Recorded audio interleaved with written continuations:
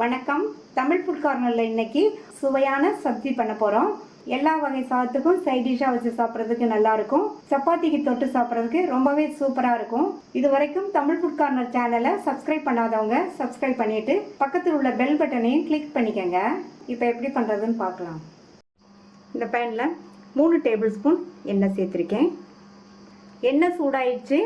இதில் 100 கிராம் உருளைக்கிழங்க மேல் தோலை சீவிட்டு கொஞ்சம் நீல துண்டுகளாக கட் பண்ணி வச்சுருக்கேன். அதை இந்த எண்ணெயில் சேர்த்துட்டு ஹை ஃப்ளேம்லேயே வச்சு 2-3 நிமிஷம் வதக்கினோம்னா கிழங்கோட கலர் மாதிரி லைட்டாக ப்ரௌன் கோட்டிங் வரும். அது வரைக்கும் வதக்கிக்கலாம். இந்த ஸ்டேஜில் இந்த உருளைக்கிழங்க தனியாக எடுத்து வச்சிடலாம். அதே எண்ணெயிலேயே 200 கிராம் கத்திரிக்காயை கழுவி நல்லா ஈரம் போக தொடச்சிட்டு காம்பை கட் பண்ணி இந்த சைஸ் துண்டுகளாக கட் பண்ணியிருக்கேன். அதை இந்த எண்ணெயில் சேர்த்துடலாம். இப்போ இந்த கத்திரிக்காயை நம்ம எண்ணெயிலேயே வதக்க போகிறோம். இதை 1 நிமிஷத்துக்கு நல்லா வதக்கி விட்டுட்டு இது கூட 1/4 டீஸ்பூனில் பாதி மஞ்சள் தூளும் இதில் கொஞ்சமாக உப்பு சேர்த்துக்கலாம். நான் ஒரு 1/4 டீஸ்பூன் உப்பு சேர்க்குறேன். எண்ணெயிலேயே நல்லா ஒரு 4-5 நிமிஷத்துக்கு மீடியம் ஃப்ளேமில் வச்சு வதக்கிக்கோங்க. கத்திரிக்காய் வதங்கிட்டு இருக்கட்டும். இந்த சின்ன உரலில் 1 இன்ச் அளவுள்ள இஞ்சி, 3 பூண்டு, 2 பச்சை மிளகாய் இதை நல்லா இடிச்சுக்கலாம்.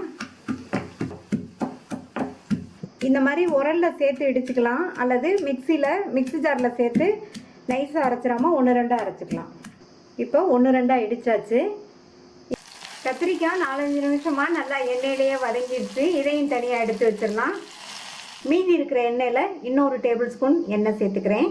எண்ணெய் சூடாயிடுச்சு. அதில் 1 டீஸ்பூன் சீரகம் நல்லா பொரிஞ்சிருச்சு. நம்ம உரலில் இடித்த இஞ்சி, பூண்டு, பச்சை மிளகாய் கலவையை இதில் சேர்த்துடலாம். இந்த கலவை தான் இந்த சப்ஜிக்கு நல்ல டேஸ்ட்டும் வாசனையும் கொடுக்கும். மிதமான தீயில வச்சு இதை 2 நிமிஷம் வதக்கிக்கலாம். அடுத்து ஒரு பெரிய சைஸ் பெரிய வெங்காயத்தை நல்லா பொடியாக சாப் பண்ணி வச்சுருக்கேன். அதை சேர்த்துக்கலாம். இந்த வெங்காயத்தோட கலர் லைட்டாக மாறுற வரைக்கும் வதக்கிக்கங்க. இந்த மாதிரி வதக்கிட்டு இது கூட 1/4 டீஸ்பூன் மஞ்சள் தூள், 1 டீஸ்பூன் தனி மிளகாத்தூள், 1 டீஸ்பூன் கொத்தமல்லி தூள், 1/2 டீஸ்பூன் கரம் மசாலா தூள்.